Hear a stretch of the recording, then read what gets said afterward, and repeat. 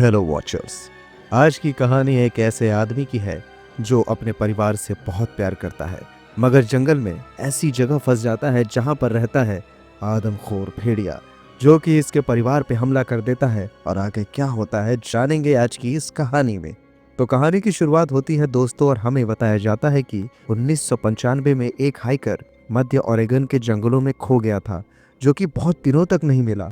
वहां के आदिवासियों ने उसे देखने का दावा किया और कहा कि वो आदमी हिल्स फीवर से ग्रसित हो गया है, जो कि जानवरों के काटने की वजह से होता है, जिसे वो कहते हैं फेस ऑफ द वुल्फ, मतलब आदमखोर भेड़िया। जिसके बाद हमें वहां रहने वाले एक बच्चे को दिखाया जाता है जिसका नाम ब्लेक होता है। वो अपने पिता ग्रेडी के साथ रहता है। ग्रेडी एक सख्त पिता होता है, मतलब कि हर एक चीज को वो ब्लेक को स्ट्रिक्टली ही सिखाता है। दोनों जंगल में बंदूक लेकर हिरन मारने गए होते हैं। उन्हें हिरन दिखाई भी देता है। ग्रेडी निशाना ले लेता है, मगर जब वो पलट कर देखता है तो ब्लेक किसी और तरफ जाकर हिरन को मारने के लिए एम ले चुका होता है। पर उसे वहां किसी और के गुर्राने की आवाज आती है। जब वो स्नाइपर से देखता है तो उसको वही आदमखोर भेड़िया दिखाई देता है, मगर वो पलक झपकते ही गायब हो जाता है। तभी ग्रेडी आ जाता है और ब्लेक को बहुत डांटता है। जिसके बाद दोनों एक वॉच टावर पे चढ़ जाते हैं, जहां पर वो भेड़िया भी ऑलमोस्ट उनको मारने ही वाला होता है, मगर वो भेड़िया हिरन को देख लेता है और उस पर हमला कर देता है। जब हिरन की फटी हुई लाश ग्रेडी देखता है तो उसके पसीने छूट जाते हैं, क्योंकि भेड़िए ने उस हिरन की बॉडी को पूरी तरह से फाड़ डाला था। तभी वो भेड़िया भी दिखाई देता है। ग्रेडी उस पर गोली भी चलाता है, मगर वो भेड़िया भाग जाता है। जिसके बाद घर पर दिखाया जाता है कि ग्रेडी अपने दोस्त को रेडियो पर बता रहा होता है कि उस हाइकर के होने की बातें सच है, हमें कुछ करना चाहिए, हम लोग अपने बच्चों को मरने नहीं दे सकते। जिसके बाद सीन 30 साल बाद शिफ्ट हो जाता है। हमें ब्लेक को दिखाया जाता है, जो कि अब एक पिता बन चुका है। उसकी एक बेटी है जिसका नाम जिंजर होता है। वो एक अच्छा प्रोटेक्टिव फादर होता है। वो बात न मानने पर जिंजर को बहुत डांटता है, जिससे जिंजर उदास हो जाती है। तो ब्लेक एक काम करता है, वो जिंजर को कहता है कि मेरा दिमाग पढ़ो, और जिसके बाद जिंजर जो कुछ भी कहती है वो मान लेता है। ऐसा वो इसलिए करता है क्योंकि वो अपनी बेटी से बहुत प्यार करता है और अपनी बेटी के कॉन्फिडेंस को कभी भी जाने नहीं देना चाहता है। आगे घर पर उसकी बीवी शार्लेट को भी दिखाया जाता है, जो कि एक अच्छी मदर तो होती है, मगर काम में बिजी होने की वजह से वो अपनी बेटी जिंजर को वक्त नहीं दे पाती है। तभी ब्लेक को पता चलता है कि उसके पिता अब नहीं रहे। वो जिंजर और शार्लेट को बताता है कि बचपन में उसके पिता उससे बात बात पर बहुत डांटा करते थे, इसीलिए वो एक दिन जब थोड़ा बड़ा हो गया तो वो ओरेगन को छोड़ के शहर आ गया। उसके बाद उसने कभी भी अपने पिता से बात नहीं की। ब्लेक बोलता है कि आज मुझे अफसोस हो रहा है कि मैंने इतने सालों में आखिर अपने पिता से क्यों नहीं बातें की। इसके बाद अगले दिन ब्लेक शार्लेट के ऑफिस में जाता है जहां वो काम करती है। वो उससे कहता है कि मैं ओरेगन जाना चाहता हूँ, मैं अपने पिता की कुछ यादों को समेटना चाहता हूँ, मैं उनके यादगार चीज़ों को यहाँ लेकर अपने साथ रखूंगा, हम सब वहाँ छुट्टी भी मना सकते हैं। ब्लैक कहता है कि शार्लेट को वहाँ वक्त मिलेगा और वो अपनी बेटी के साथ अच्छी बॉन्डिंग बना सकती है। जिसके बाद दिखाया जाता है कि ब्लेक, शार्लेट और जिंजर ओरेगन के जंगलों की तरफ बढ़ रहे होते हैं। वो लोग अपने वैन में हंसी मजाक करते हुए अपने पुराने घर की तरफ जा रहे होते हैं। बहुत साल होने की वजह से ब्लैक को रास्ता याद नहीं आ रहा होता है। आगे रास्ता बंद होता है, वो समझ नहीं पा रहा होता है। तभी वहाँ वॉच टावर पर एक आदमी होता है जो कि ब्लेक को पहचानता है। वो ब्लेक के पिता ग्रेडी के दोस्त का बेटा होता है। वो कहता है कि वो एक रास्ता जानता है। शाम भी होने वाली होती है तो ब्लेक उसे अपनी गाड़ी में बिठा लेता है। उसके पास एक स्नाइपर बंदूक होती है। वो बताता है कि अब गांव में ज्यादा लोग नहीं बचे हैं। वो ये सब बता ही रहा होता है, तभी वैन के सामने आदमखोर खड़ा हो जाता है और वैन का बैलेंस खराब हो जाता है और वैन का एक्सीडेंट हो जाता है। सब लुढ़क कर जंगल में गिर जाते हैं और वैन एक पेड़ में अटक जाती है। जब ब्लेक को होश आता है तो वो अपनी वैन को एक पेड़ में टंगा हुआ पाता है। सीट बेल्ट लगाने की वजह से वो ऊपर टंगा रह जाता है, लेकिन जो आदमी उसके साथ गाड़ी से आ रहा था वो नीचे गिर जाता है। थोड़ी देर बाद वहां पर गुर्राने की आवाज आने लगती है। ऐसा लगता है जैसे कोई जानवर उनकी तरफ पड़ रहा है। ब्लेक गाड़ी के दरवाजे को बंद करना चाहता है। वो हाथ आगे बढ़ाता है, तभी आदमखोर भेड़िया शीशे पर जोर से मारता है, जिससे कि ब्लेक के हाथ में घाव बन जाता है। जब ब्लेक नीचे देखता है तो जो आदमी नीचे गिर गया था उसे वो भेड़िया चीर फाड़ करके अपने साथ घसीट कर ले जाता है। ब्लेक बहुत डर जाता है। जैसे तैसे वो गाड़ी के ऊपर आता है और वहां से नीचे जंप मारता है और शार्लेट और जिंजर को भी नीचे उतारता है। वो कहता है कि वो इस रास्ते को जानता है, ये रास्ता उनके घर तक जाता है, उन लोगों को जल्दी से जल्दी घर पहुंचना होगा। वो लोग डरते हुए आगे बढ़ने लगते हैं। तभी पीछे से वापस गुर्राने की आवाज आने लगती है।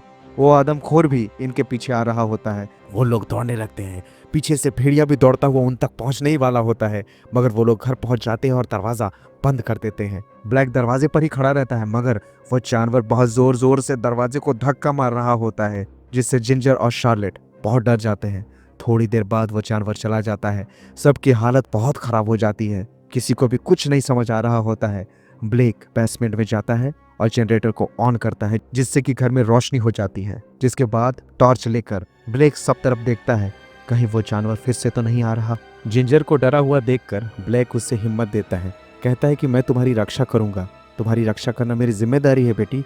आगे वो दरवाजे को सील करने की कोशिश करने लगता है, भारी भरकम सामान गेट में रखने लगता है। शार्लेट कहती है, इन सब से क्या होगा, आखिर वो जानवर जैसा क्या था। ब्लेक कहता है कि मैं कुछ नहीं जानता, बस इतना जानता हूँ कि वो जानवरों की तरह घुर्रा रहा था, मगर वो 2 पैरों पे खड़ा था जब मैंने उसे टक्कर मारी थी। इसके बाद वो लोग एक रेडियो को ढूंढ लेते हैं। वो लोग उससे लोगों को संपर्क करना चाहते हैं। अंदर ब्लेक को अपने पिता के कुछ खाने का सामान मिलता है, जिसे वो खाने की कोशिश करता है। तभी उसे पता चलता है कि उसका एक दांत टूट गया है। वो कहता है कि मैं नहीं समझ पा रहा हूँ कि ये सब कुछ कब हुआ, मुझे लगता है कि उस एक्सीडेंट के दौरान मुझे चोट लग गई है। इसके बाद शार्लेट उसके हाथ में लगे घाव को देखती है। ब्लेक बोलता है कि दरवाजे के लगे कांच से उसे चोट लग गई है, मगर शार्लेट कहती है कि ये किसी कांच के चोट जैसा तो नहीं लग रहा है। आगे शार्लेट उसके हाथ को फर्स्ट एड करके बैंडेज लगा देती है। इसके बाद शार्लेट और जिंजर सोने की कोशिश करते हैं। ब्लैक दरवाजे को हथौड़े से सील करने के लिए कील मार रहा होता है। हथौड़ा चलाते चलाते ब्लैक के हाथ में लग जाता है, मगर एक अजीब चीज हो रही होती है, उसे दर्द नहीं हो रहा होता है। वो महसूस कर रहा होता है कि उसके अंदर बहुत ताकत आ चुकी है। वो एक मकड़ी की चाल को भी महसूस कर सकता है, सुन सकता है। ये सब कुछ उस घाव की वजह से हो रहा होता है जो कि उस भेड़िए ने ब्लैक को दिया था। आगे ब्लैक किसी के चलने की आहट सुनता है। वो वही आदमखोर होता है। शार्लेट ब्लैक को देखती है। ब्लैक उसे चुप रहने का इशारा करता है। वो आवाज को सुनते हुए दरवाजे के पास आ जाता है। तभी नीचे से हाथ डालकर वो आदमखोर ब्लैक को नीचे जमीन में गिरा देता है और उसे अपनी तरफ खींचने लगता है। तभी शार्लेट सामने रखे हथौड़े से उसके हाथ में बार बार हमला करती है, जिससे कि वो आदमखोर ब्लैक को छोड़ देता है और जिसके बाद ब्लैक बेहोश हो जाता है। जब उसे होश आता है तो हम देख पाते हैं कि उसके शरीर में भी अब बदलाव होने लगे हैं। वो बात भी नहीं कर पा रहा होता है। नीचे बेसमेंट में रेडियो से शार्लेट कांटेक्ट करने की कोशिश कर रही होती है। हमें ये दिखाया जाता है कि ब्लेक अब सुनने की शक्ति भी खो रहा है। दरअसल दोस्तों, अब वो आदमखोर में बदल रहा होता है। साथ ही हम ये भी देख पाते हैं कि ब्लेक अपने सोचने समझने की शक्ति भी खो रहा है। आगे ब्लेक नोटबुक में लिखकर बताने की कोशिश करता है कि वो मर रहा है। शार्लेट कहती है कि वो उससे बहुत प्यार करती है और उसके बिना कुछ भी नहीं करना चाहती है।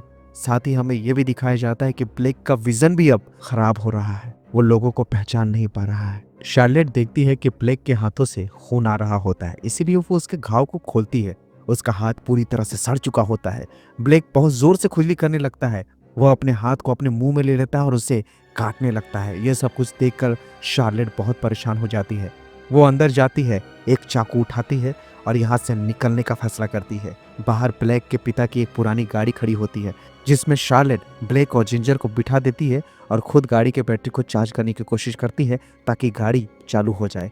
और वो गाड़ी चालू कर भी लेती है, लेकिन तभी वहां पर वापस वो आदमखोर आ जाता है। वो उन लोगों पर हमला करने लगता है। वो गाड़ी के कांच पर अपने पंजे से मारता है और अपने हाथ को अंदर घुसा के उन्हें पकड़ने की कोशिश करने लगता है। मगर शार्लेट ने अपने हाथों में एक चाकू पकड़ रखा था, जिससे वो लगातार उसके हाथों में मारने लगती है। वो लोग गाड़ी से निकलकर भागने लगते हैं। आदमखोर का हाथ गाड़ी में फंस गया होता है। जब तक वो आदमखोर अपने हाथ को छुड़ाता, ब्लैक, जिंजर और शार्लेट नर्सरी में लगे शेल्टर हाउस के छत पर चढ़ चुके होते हैं। वो आदमखोर नीचे से लगातार हमला कर रहा होता है। वो प्लास्टिक की बनी छत भी धीरे धीरे नीचे गिर रही होती है, मानो अब मौत सामने ही होती है। वो हैवान भी इन लोगों को नीचे से घूर रहा होता है, मगर तभी ब्लैक शार्लेट को इशारा करता है कि तुम लोगों को घर जाना होगा।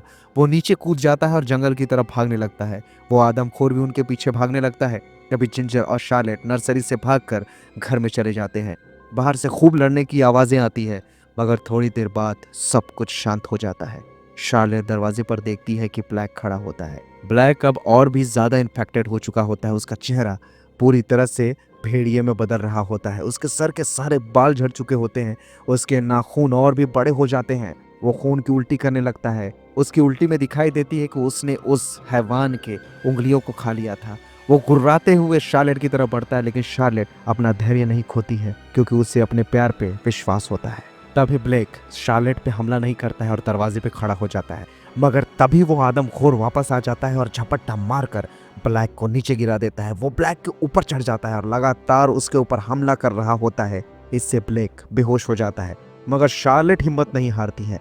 वो लगातार उस हैवान को चाकू से वार कर रही होती है। अब बस वो हैवान शार्लेट को मारने ही वाला होता है, लेकिन ब्लैक झपट कर उस हैवान को नीचे गिरा देता है और उसके गर्दन में अपने दांतों को गड़ा देता है। वो उसके गर्दन को चीर डालता है, तब जाकर कहीं वो हैवान मरता है।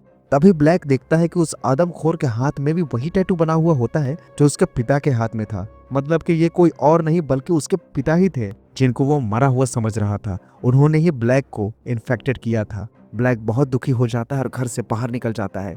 अब हमें उसके शरीर में हो रहे ट्रांसफॉर्मेशन को दिखाया जाता है। वो पूरी तरह से भेड़िया बन जाता है और अब वो अपने सोचने समझने की शक्ति पूरी तरह से खोने लगता है। आगे ब्लैक जिंजर और शार्लेट पे हमला करने लगता है।